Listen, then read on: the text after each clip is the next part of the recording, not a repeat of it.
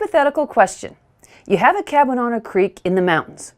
You survive a forest fire, only to find that a few weeks later, a severe storm floods your property and threatens your cabin, but you survive. The flood eroded 3 feet of your riverbank and pushed all of it up onto your property along with rocks and fire debris. So a few days later, you take a wheelbarrow and a couple of shovels to the cabin and you start to clear your land and put the washed out dirt back along the bank of the stream, making it the way it was. Was that the right thing to do, or was it wrong? The answer is not only wrong, it's against the law, at least according to the Army Corps of Engineers. The Army Corps of who, you might ask? Well, these are people who have control over the creek beside your cabin. Are they really an army? Yes. They are a division of the U.S. Army. Do they have guns? No, not usually. But they have been given the power to enforce much of the Clean Water Act, especially Section 404, which clearly tells us that you can't reclaim the creek bank on your own property just because you feel like it.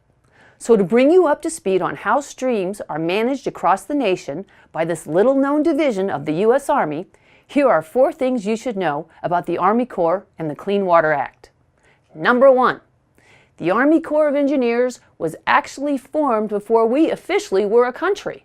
Before the first battle of the Revolutionary War, the Continental Congress decided that General Washington needed engineers to help build fortifications, roads, and bridges. But because we didn't really have any military engineers, we borrowed our first ones from France. They have been around ever since.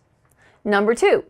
The mission of the Army Corps of Engineers is to build and maintain our military bases, space agency, and federal buildings, manage the nation's waterway transportation system, including dam and lock building, dredging, and navigation aid, to provide flood control and related hydroelectric power, and most important to our conversation, to enforce water-related environmental regulations and restore water ecosystems. Fact number 3. The Army Corps is an official command of the U.S. Army, with some impressive alumni, including George McClellan, Robert E. Lee, Henry Halleck, and General P.G.T. Beauregard.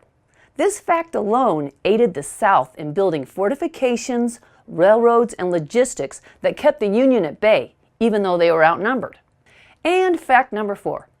It is Section 404 of the Clean Water Act that gives the Corps authority to regulate streams and tributary waterways that lead to navigable waters like the one by your imaginary cabin.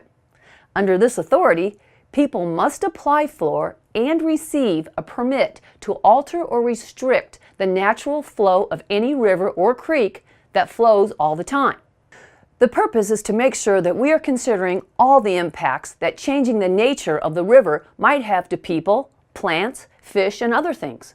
So people trying to obtain permits because their banks are being eroded away and they are losing actual land from their property get very frustrated when they have to hire an engineer, demonstrate they have considered all the options, and wait, sometimes for months, for approval to shore up the banks, costing large amounts of precious time and money. But the argument in favor of permitting is that streams in flood stage produce a lot of energy and are unpredictable. If you fix it at your end without proper guidance, you may cause problems downstream. How carefully this is done will be the topic of the discussion that follows. So now you know about the very real Army Corps of Engineers.